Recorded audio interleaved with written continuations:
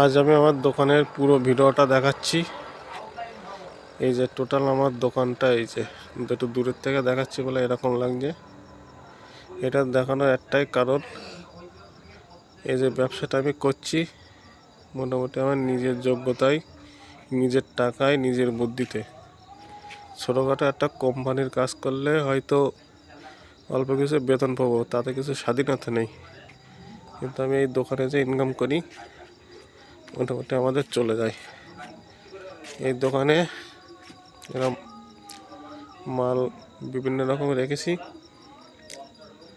মোটামুটি যা বেচাকেনা করি সারাদিনে এরা চাকরির মতো বেতন পায় এর থেকে। এদের পুরো দোকানে সমস্ত কিছু মাল রেখেছি। যখন আমি প্রথমে দোকান শুরু করি